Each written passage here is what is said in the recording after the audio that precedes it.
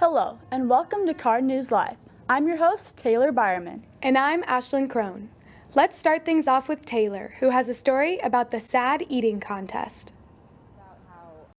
On Saturday, November 19th, SAD, Students Against Destructive Decisions, had a SAD night out for all high school students to attend. It started off at 7:30 p.m. with multiple food eating contests in the Commons area of the school.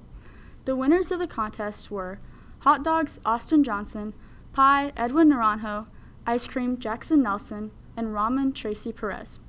Finally, at 10 p.m., the students enjoyed a late-night movie at the Gateway Theater here in town. The movie was Black Adam. Now, I interviewed sophomore Madison Gompert, a leadership team member, for her thoughts on the event. What was your role in helping with the SAD event last Saturday? I was assigned 3 events, and I helped give the competitors their food. So whenever they needed more or they went on to their next scoop or amount, I just gave that to them and waited for them to eat it. What did you do in between the eating contest and the movie? Between the eating contest and the movie, I was one of the people who stayed after at the school with Mrs. Grape, Peyton Sullivan, and Sam Grape, and we helped clean up the commons, pretty much. What do you enjoy most about being in SAD? I enjoy most about being in SAD is being with my friends and getting to hang out with them every month and doing something safe. How has SAD helped you grow as a person? SAD has helped me grow as a person in many ways. I appreciate, I think about how my decisions can affect others, how they can affect me and my whole school, really, and how whatever I do can have a giant impact on someone else or myself. Thank you. Thanks, Taylor. Now let's go to Ashlyn for a story on the UNL Math Day. On October 26th, several Boone Central students participated in Phase 1 of the UNL Math Bowl. Students completed a challenging no-calculator test for a chance to compete in Lincoln for scholarship money.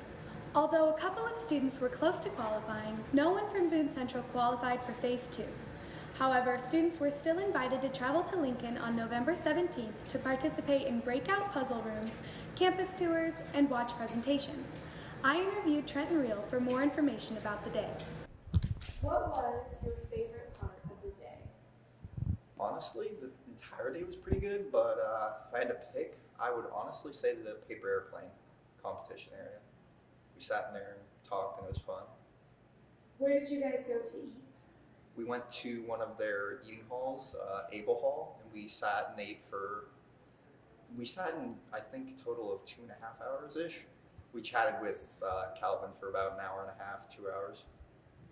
On a scale of 1 to 10, how hard was the test and why? I would rate it an 8. There was a couple of questions that were pretty difficult, but on the most part, they were just basic math questions where you'd have to get asked a question, then you'd have to answer as quick as possible. How many questions did you actually answer on the test? I only actually answered 3 questions. Thanks, Ashlyn. Now to Kaylee for sports. Today I interviewed a few football players about how the end of their season went. I'm Parker Bohr, a junior. I play football and I'm a running back. Hi, I'm Brad Finish. I play football and I am the wide receiver and cornerback, and I'm a junior. Hudson, I'm a junior. I play football and I play linebacker and O-line. How do you feel about this year's season?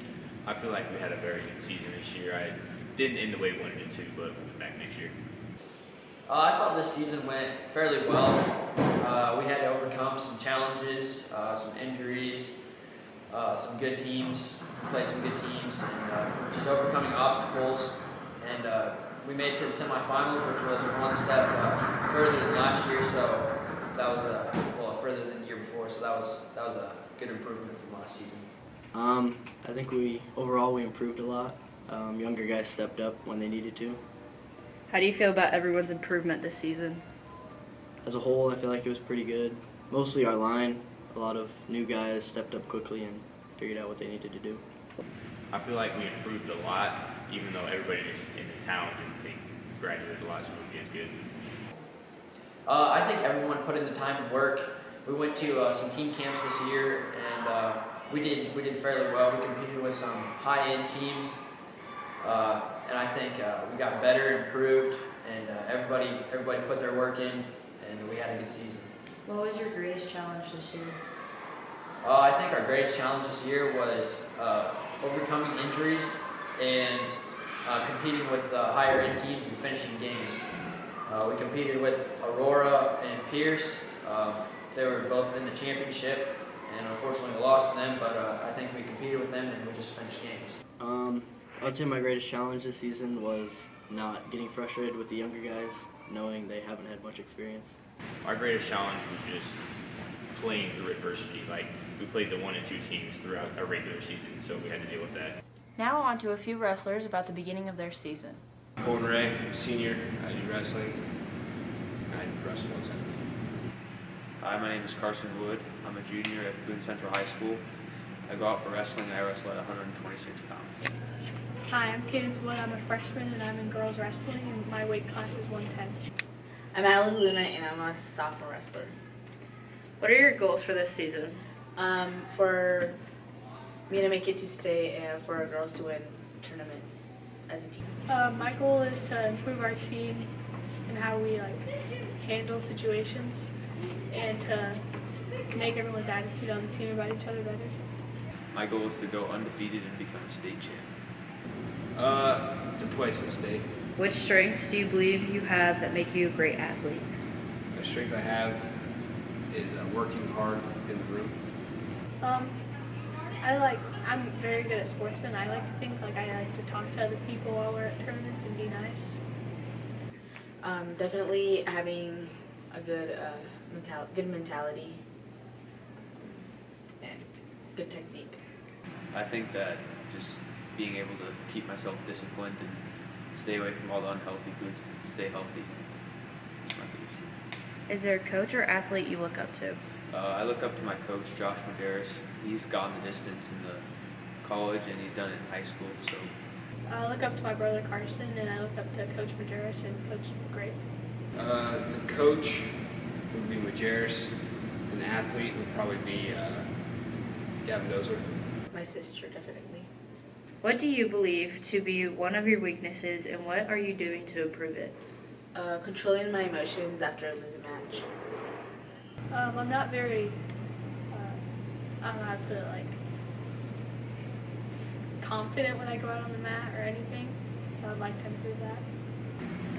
Frustration when wrestling, and just breathing and staying calm.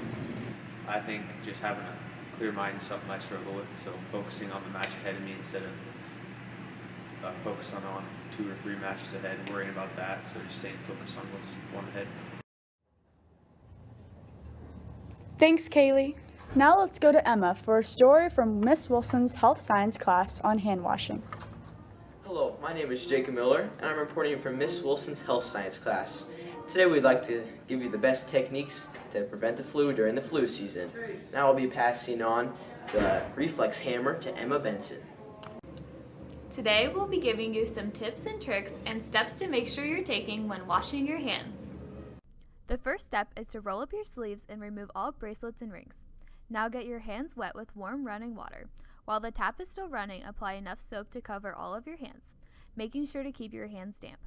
Now lather both hands with soap in a circular motion, not forgetting to clean under your nails, up your arm, or between your fingers. Make sure you are scrubbing your hands for a minimum of at least 20 seconds. Now it's time to rinse. Make sure you rinse your hands under running water and be sure that the water is running down your hands and not forgetting to go up your wrists. Once all soap is clearly rinsed off the hands, you can now use a dry towel or paper towel to thoroughly dry all areas of your hands. You can then use one of those used paper towels to turn off the water. Washing your hands is the #1 way to stay healthy during cold and flu season. Make sure after you wash your hands to dry them off because wet hands pick up 1,000 times more germs than dry ones. Only about 3% of people wash their hands correctly. Soap and water removes germs more effectively than hand sanitizer. Thanks, Emma. Now let's go to Kaden and Quinn for a fun story on Pop-Tarts.